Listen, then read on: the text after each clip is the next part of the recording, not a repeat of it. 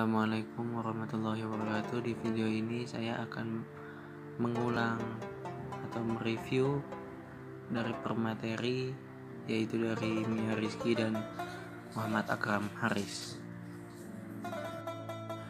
Bismillahirrahmanirrahim. Saya akan mereview pemateri dari Mia Rizky yang bertemakan nasab Rasulullah SAW, kelahirannya bersama ibu susu dan pengasuhnya.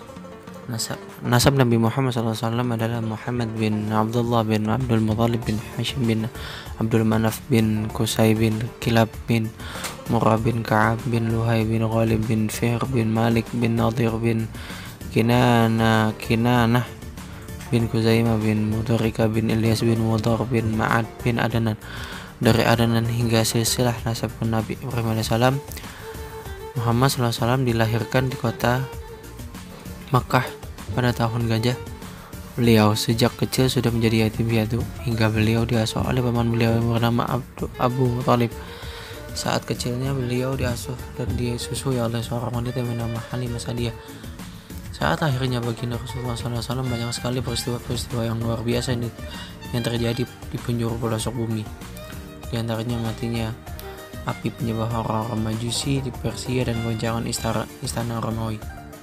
Pengasuh beliau yang bernama Halimah Sa'diyah banyak menyaksikan perihal yang luar biasa, membawa keberkahan kepada beliau dan lingkungan beliau, hingga muncul rasa kekhawatiran oleh Halimah Sa'diyah dengan semua peristiwa yang dialami.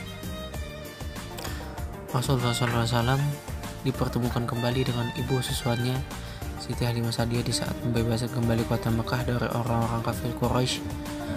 Rasulullah memerintahkan untuk menghancurkan patung-patung yang ada di sekitar Ka'bah, dan nampak pada waktu Rasulullah SAW menghamparkan sorbannya dan mempersilahkan Siti Halimah Sa'diyah untuk duduk di atasnya sebagai pertanda penghormatan beliau kepada ibu susuannya.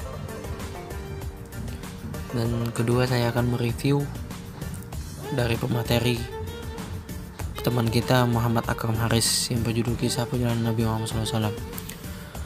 Kafilah perdagangan kaum Quraisy mempunyai keistimewaan dibandingkan dengan kafilah-kafilah perdagangan dari suku-suku selain Quraisy. Karena kafilah perdagangan Quraisy memiliki pelat merah yang disegani, di mana kabilah-kabilah Arab ataupun para penyamun mereka akan berpikir berkali-kali bila ingin membuat kejahatan kepada kafilah perdagangan Quraisy. Karena kafilah Quraisy dikenal sebagai pemelihara Ka'bah, tempat orang-orang melakukan ibadah haji pada zaman jahiliyah. Orang-orang Quraisy juga dikenal sebagai tuannya kota Mekah. Mereka memberikan layanan kepada tamu-tamu yang datang kepada kota Mekah pada musim haji. Mereka juga merupakan pusat perdagangan atau kota pelabuhan perdagangan antara negeri Yaman dan negeri Syam. Hal ini tergambar dalam surat Quraisy, di mana Allah memberikan banyak nikmat kepada kaum Quraisy, diantaranya dalam perdagangan antara timur dan barat, dan adanya Ka'bah di kota Mekah yang menjadi pusat tujuan ibadah. Dan lebih hebatnya lagi, firman Allah, wa amanu min khauf, mengaman mereka dari ketakutan. Juga peristiwa Ashabul Fil membuat kabilah Quraisy lebih beribawa disegani dan ditakuti oleh suku-suku lain. Ini semua adalah sebagai jaminan oleh paman beliau yang bernama Abu Thalib, yang berani membawa Muhammad SAW dalam rombongan kafilah perdagangan Quraisy ke negeri Syam pada saat itu. Jika seandainya tidak ada jaminan keamanan, pasti paman beliau akan berpikir beribu kali untuk membawa anak kecil dalam kafilah dagang ini. Tapi dari pengalaman itu pula lah Muhammad SAW belajar dalam perihal tijarah dauliyah atau perdagangan internasional. Di dalamnya ada pernikahan. Di dalam materi tersebut ada materi yang berjudul pernikahan Muhammad SAW. Orang-orang Quraisy Mekah mereka sepakat menamai Muhammad sebagai Al-Amin. Beliau dari kecil hingga dewasa dikenal oleh kaumnya sebagai orang yang sangat jujur. Ketika menginjak dewasa dalam ikut serta beliau dalam perdagangan juga dikenal sebagai pedagang yang jujur. Hingga ada salah satu wanita konglomerat berstatus janda di kota Mekah bernama Khadijah bin Khuwailid juga dikenal sebagai wanita cantik di antara wanita-wanita Quraisy pada saat itu. Siti Khadijah meminta beliau untuk bergabung dalam bisnis dagang antara negeri Yaman dan negeri Syam. Ternyata keikutsertaan Muhammad SAW dalam misi dagang internasional membuahkan sukses besar dengan meraup keuntungan yang sangat besar.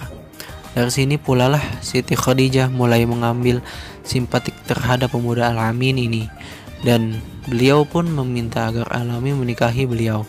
Pada saat itu Siti Khadijah berumur 40 tahun, sementara Muhammad SAW berumur 25 tahun.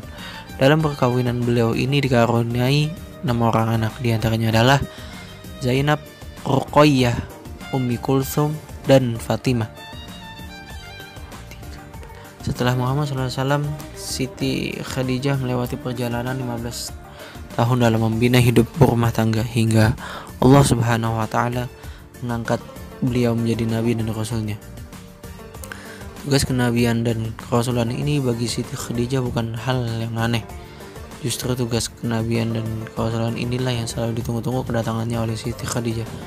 Sudah barang pasti Siti Khadijah dan dengan bersukacita menerima tugas itu untuk suami tercinta, dan Siti Khadijah memberikan dukungan raga dan harta untuk dakwah Rasulullah SAW.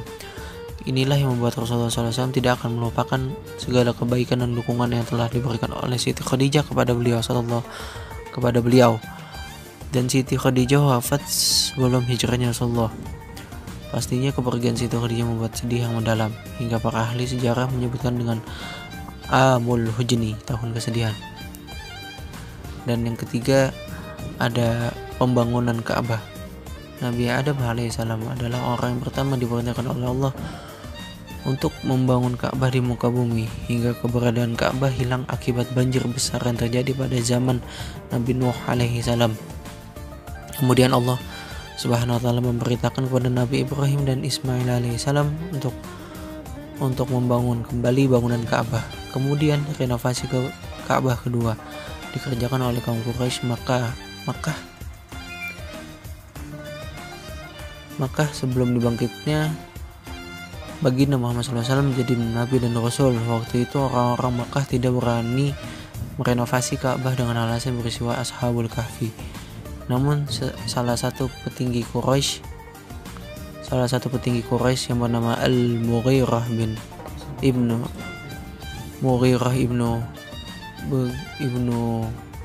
Hisham.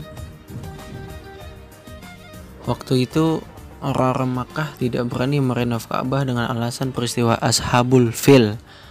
Maaf, diralat Ashabul Fil. Namun salah satu petinggi Quraisy yang bernama Al-Mughirah ibnu Hisham menyatakan bahwa yang akan kita lakukan adalah memperbaiki Ka'bah, bukan meruntuhkannya. Dan beliau membuktikan dengan memperbaikinya terlebih dahulu, hingga orang-orang Makkah mulai mengikut renovasi Ka'bah. Dan waktu itu Muhammad SAW masih menginjak dewasa, dan Muhammad SAW itu dijadikan sebagai pemuda yang dipercayakan oleh kaumnya untuk meletakkan batu-batu Hajar Aswad. Tetapi Muhammad SAW yang digelar Al-Amin itu sangat bijaksana dengan kaumnya, hingga semua kepala kabilah diminta untuk mengangkat dari semua sudut kain yang mengangkat batu-batu Hajar Aswad. Demikian review singkat dari saya, kurang lebihnya mohon maaf. Assalamualaikum warahmatullahi wabarakatuh.